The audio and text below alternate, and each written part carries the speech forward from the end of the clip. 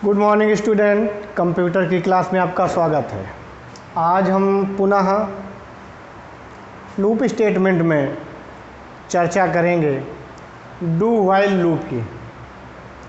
Do while loop में हमने आपको व्हाइल लूप की चर्चा पहले की थी, जिसमें व्हाइल लूप की परिभाषा, व्हाइल लूप के प्रारूप अर्थात सिंटैक्स, फ्लो चार्ट और व्हाइल लूप में प्रोग्राम कैसे क्रिएट किया जाता है, कैसे बनाया जाता है, जिसकी चर्चा आपसे की जा चुकी है। आज हम पुनः उसी के आगे के परिप्रेक्ष्य में डू व्हाइल लूप पे चर्चा करेंगे। डू व्हाइल लूप के बाद आपका एक और बचता है फॉर लूप, जिसकी चर्चा हम अगले वीडियो में करेंगे। बट यहाँ पढ़ाने से पहले, बताने से पहले हम थोड़ा सा आपको निर्देशित करेंगे कि जो भी वीडियो भेजी जा रही है, इन वीडियो को आप बराबर देखते रहिए। अगर आपने प्रोग्राम बनाया है कॉपी में तो ठीक है, यदि आपने नहीं बनाया है प्रोग्राम तो आप इस प्रोग्राम को कॉपी पे बना लीजिए। परीक्षा की दृष्टि से do while loop most important है, बहुत ही महत्वपूर्ण है।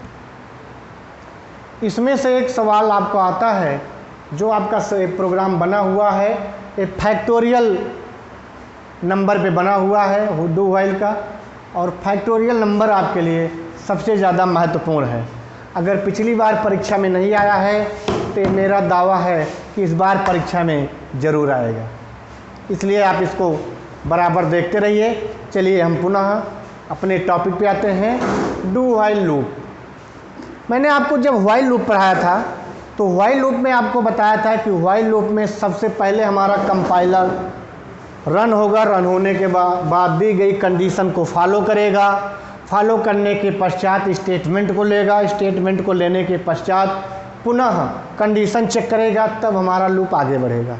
ये तो व्हाइल लूप की कंडीशन थी, और जहाँ पे उसके कंडीशन के अकॉर्डिंग उसको स्टेटमेंट नहीं मिलता, वहीं पे हमारा लूप एग्जिट हो जाता है, बाहर हो जाता है। बट डू व्हाइल में क्या है, थोड़ा सा अंतर है। डू व्हाइल में सबसे पहले हमारा स्टेटमेंट चेक होगा।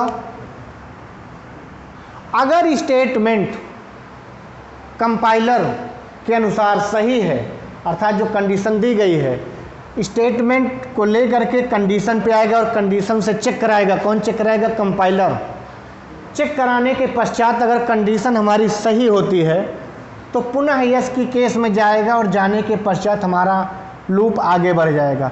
फिर स्टेटमेंट को लेगा, फिर कंडीशन को चेक करेगा, फिर यदि सही होता है तो पुनः आगे बढ़ेगा। यह कंडीशन हमारी लगातार चलती रहेगी, अंत तक चलती रहेगी, जब तक कि उसको लास्ट कंडीशन नहीं मिल जाती। लास्ट कंडीशन मिलने के पश्चात भी ध्यान दीजिएगा, व्हाइल लूप में हमने आपको बताया था कि लास्ट कंडीशन मिलने के पश्चात हमारा लूप क्रिएट होगा, लेकिन जैसे ही उसकी कंडीशन नो होगी, हमारा लूप नो की केस में बाहर आ जाएगा और वहीं पे लूप हमारा कार्य करना बंद कर देगा। लेकिन डू व्हाइल में क्या है, नो की कंडीशन मिलने के पश्चात भी ये रन करेगा, स्टेटमेंट को लेकर के, स्टेटमेंट को लिया, लाने के पश्चात कंडीशन को फॉलो किया। अगर कंडीशन उसको ट्रू है तब तो यस की केस में जाएगा, अगर ट्रू नहीं है तो वहीं पे नो की केस में आकर के हमारा कंडीशन एग्जिट हो जाएगा, बंद हो जाएगा। ध्यान दीजिएगा, जो मैंने बताया ये दोनों अंतर आप जानते रहिएगा। किताब में और नोट्स में दोनों दिया गया, मैंने नोट्स में भी आपको बताया है।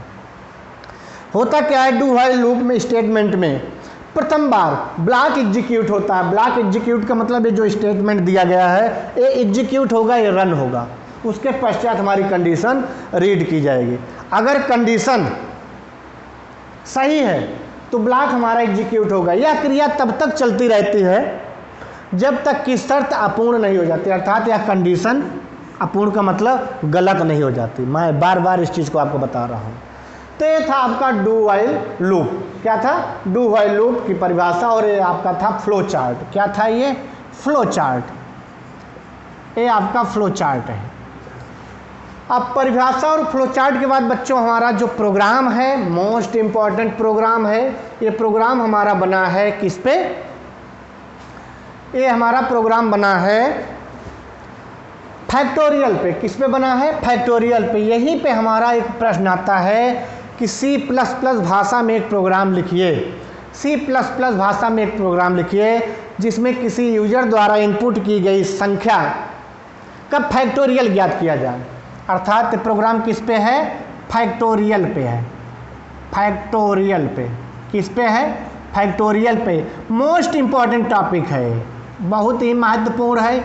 अगर ये परीक्षा में पिछली बार नहीं आया था 2020 में, तो मेरा दावा है कि 2021 में आएगा, आपको 5 नंबर दे करके जाएगा। यही कारण है कि अगर आप प्रोग्राम को जो भी बताया जा रहा है उसको अगर आप तैयार करते रहेंगे तो परीक्षा में, जैसा कि पिछली साल 2020 में बच्चों ने बहुत अच्छे परफॉर्मेंस किए थे, इसके पिछले भी बच्चों ने अच्छा परफॉर्मेंस किया था। 90 के ऊपर आने वाली संख्या आपकी लगभग 10 बच्चों की थी जो 90, 91, 92, 93, 94, 95 तक नंबर पाए हैं। इसी कंडीशन के साथ कि उनको ये बताया गया था कि ये प्रोग्राम आप ज़रूर ध्यान दीजिए, बच्चों ने ध्यान दिया और नंबर भी पाए। मैं आपसे भी उम्मीद करता हूँ कि आप इसको पढ़ेंगे तो आपको अवश्य ही नंबर मिलेगा, ये मेरा दावा है। आइए, मैं आपको फैक्टोरियल की चर्चा कर रहा था कि C++ भाषा में एक प्रोग्राम लिखिए जिसमें किसी यूजर द्वारा इनपुट की गई संख्या का फैक्टोरियल ज्ञात किया जाए। हमारा प्रश्न है, प्रोग्राम का प्रश्न है, तो प्रोग्राम हमारा फैक्टोरियल पे ही बना है। आइए इसको हम थोड़ा सा आपको बताते हैं। फैक्टोरियल, पहले तो आप समझ लीजिए फैक्टोरियल क्या है। फैक्टोरियल एक निश्चित की गई संख्या के पहले की सभी संख्याओं का जो गुणनफल होता है वही फैक्टोरियल होता है। फैक्ट माने गुणनफल। अर्थात जैसे आपसे कहा जाए, एक सिंपल भाषा में कहा जाए कि 5 का फैक्टोरियल क्या होगा। अगर आपसे कहा जाए 5 का फैक्टोरियल, तो यहाँ पे आप थोड़ा सा देख लीजिए, अगर रफ कर रहे हैं 5 का फैक्टोरियल, किसका? 5 का फैक्टोरियल कर रहा है, तो 5 का फैक्टोरियल का मतलब होगा कि 5 के पहले की जितनी धनात्मक संख्याएं हैं उनका गुणनफल 5 × 4 × 3 × 2 × 1। अब इसका जो गुणनफल आएगा 5 × 20, 3 × 60, 2 × 120, 51 × 120। अर्थात गणित की भाषा में आप कह लीजिए कि जो 5 का फैक्टोरियल हो गया, 5 से लेकर के उसके पूर्व की सभी संख्याओं का गुणनफल कितना आया? 120। ये क्या है? फैक्टोरियल है। अब इसी फैक्टोरियल को हमको, ये तो गणित का कार्य था कि हमने गुणनफल कर दिया, गुणनखंड कर दिया, हमको फैक्टोरियल 120 प्राप्त हो गया। बट आपको अगर कंप्यूटर में प्रोग्राम बनाना है तो आप कंप्यूटर पे कैसे प्रोग्राम बनाओगे? कि हम जब कंप्यूटर पे हमसे मांगे कि किसी यूजर द्वारा इनपुट की गई संख्या का फैक्टोरियल ज्ञात कीजिए, तो हम संख्या दे दें 5 तो उसका फैक्टोरियल आ जाए, 4 दे दें तो 4 का फैक्टोरियल लिख करके आ जाए। यही है प्रोग्राम क्रिएट करना, C++ भाषा में प्रोग्राम बनाना। तो आइए बच्चों, हम आपको बताते हैं कि फैक्टोरियल कैसे ज्ञात किया जाएगा C++ भाषा में। बहुत ही महत्वपूर्ण टॉपिक है, ध्यान दीजिएगा। मैं बार बार आपसे इसलिए कह रहा हूँ कि परीक्षा में आपको 5 अंक दे करके जाएगा, दावा है। आइए, फैक्टोरियल का जो हमारा प्रोग्राम बनेगा, यहाँ से बनेगा, ये ध्यान दीजिएगा, ये है आपका हैज।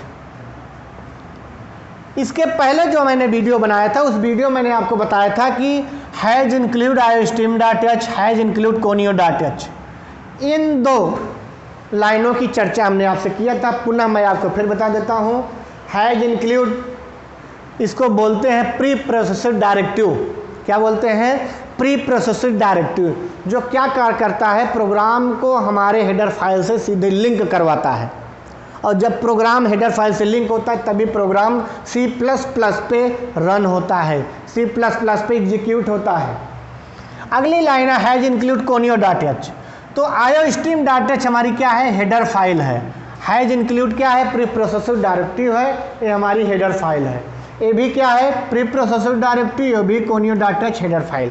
अब आपके दिमाग में बात आ रही होगी कि iostream.h एक हेडर फाइल, conio.h दूसरी हेडर फाइल, दो हेडर फाइल की क्यों हो सकता है? तो ध्यान दीजिएगा, iostream.h जो हमारी हेडर फाइल है, इसका जो कार्य है ये प्रोग्राम को लिंकअप करवाना है, और conio.h हेडर फाइल का एक कैरेक्टर बेस पे प्रोग्राम को लिंकअप करवाता है, जिसकी बृहद चर्चा जब हम आपको फंक्शन पढ़ाएंगे तो वहाँ पे करेंगे। वाइड मेन की चर्चा हमने पहले आपसे किया था कि वाइड हमारा क्या होता है? डेटा टाइप होता है। क्या होता है? डेटा टाइप होता है। आप पढ़े होंगे, आपको नोट्स भी दिया गया है। डेटा टाइप कौन? वाइड, जिसकी वैल्यू क्या होती है? 0 होती है, जिसको आप नील बोलते हैं। अर्थात इसकी कोई वैल्यू नहीं। तो जैसे इंटीजर की वैल्यू कितना होती है -32,868 से प्लस 32,767 तक होती है, वैसे वाइड की वैल्यू कुछ नहीं होती है, नील होती है। इसीलिए इसका प्रयोग कहाँ किया जाता है? मेन फंक्शन में किया जाता है। कहाँ प्रयोग किया जाता है? मेन फंक्शन में। तो मेन फंक्शन यहाँ है, इसीलिए इसके पहले इसको हम लगा दिए। ये आपका कर्ली ब्रैकेट है, जिसको हिंदी में मंझला ब्रैकेट बोलते हैं। ध्यान दीजिएगा, जब हम किसी भी प्रोग्राम की शुरुआत करते हैं तो मंझला ब्रैकेट अर्थात कर्ली ब्रैकेट से ही उसकी शुरुआत करते हैं। यहाँ पर मैंने इंटीजर नाम का डेटा टाइप लिया। इंटीजर नाम के डेटा टाइप में 2 वेरिएबल लिया। पहला वेरिएबल हमारा n है, दूसरा हमारा फैक्ट है। कोई भी संख्या आप कोई भी कैरेक्टर ले सकते हो, बट समझने के लिए मैंने एक n लिया है, दूसरा फैक्ट लिया है। डेट साहब आगे देखिए। सी आउट की भी चर्चा मैंने पिछली वीडियो में किया था। पुनः मैं कह रहा हूँ कि किसी भी प्रोग्राम में सी आउट का प्रयोग करने से प्रोग्राम में क्रिएट किए गए प्रोग्राम का आउटपुट लेने के लिए किया जाता है, और सिन का प्रयोग इनपुट करने के लिए किया जाता है। इंटर द नंबर, मैंने नंबर को इनपुट किया। सिन किसके लिए? n के लिए। n क्या है? हमारा डेटा टाइप है, डेटा टाइप। उसके बाद ये क्या है? फैक्ट, अर्थात मैंने जो फैक्ट डेटा टाइप लिया था, इस फैक्ट की वैल्यू मैंने कितना दे दिया? 1 दे दिया। अब हमको क्या करना है? डू कीजिए। इसीलिए यहाँ पे क्या किया गया है? डू स्पेस वाइल किया गया है। हम वाइल में इतना किया, उसके बाद डू क्या करेंगे? पुनः कर्ली ब्रैकेट का प्रयोग करेंगे। जब तक कर्ली ब्रैकेट का प्रयोग नहीं करेंगे अगली लाइन हमारी एग्जीक्यूट नहीं होगी। Fact equal to fact multiply n, this is most important line. Fact equal to fact multiply n। Fact ए हमारा फैक्ट मीन्स फैक्टोरियल, ये हमारा डेटा टाइप है। ये हमारा क्या है? उसी डेटा टाइप में मल्टीप्लाई n, अर्थात फैक्ट की जो वैल्यू होगी कितना होगी, जो आएगा अभी आपको बताया जाएगा, मल्टीप्लाई n की वैल्यू कितना है अभी आपको नहीं बताया गया, n की वैल्यू आगे आपको दिया गया है।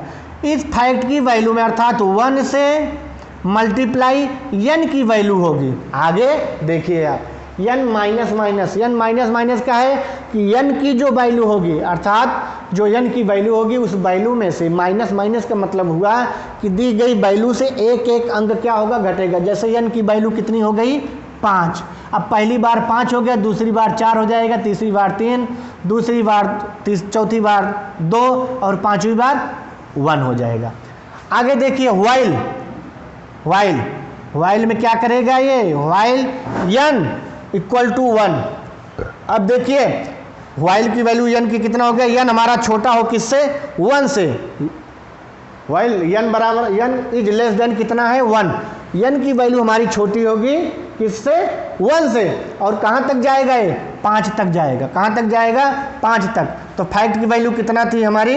1, और n की वैल्यू हमारी कितनी से स्टार्ट हो रही है? 1 से। तो 1 से जब स्टार्ट होगी तो 1 मल्टीप्लाई 1, फिर 1 मल्टीप्लाई 2, 1 मल्टीप्लाई 3, 1 मल्टीप्लाई 4 और 1 मल्टीप्लाई 5, 1 से लेकर के 5 तक गुणा करेगा। और गुणा करने के पश्चात जो आएगा वो किस में दिखाएगा? फैक्ट में दिखाएगा। किस में दिखाएगा? फैक्ट में। The factorial equal to fact, अर्थात हमको फैक्ट का क्या कर दे? आउटपुट दे दे। अब इतना जब आप प्रोग्राम बना लेंगे तो इतना प्रोग्राम बनाने के बाद अब इसका आप आउटपुट देखिए, इसका आउटपुट कैसे आएगा। आउटपुट ज्ञात करने के लिए आपको कुछ नहीं करना है, आप टर्बो सी में जाइएगा। टर्बो सी में जाने के पश्चात आप जब इसको पूरा लिखेंगे, लिखने के पश्चात जब प्रोग्राम को रन कराएंगे तो रन कराने के पश्चात, इसको मैं मिटा दे रहा हूँ इधर क्योंकि समझना है आपको।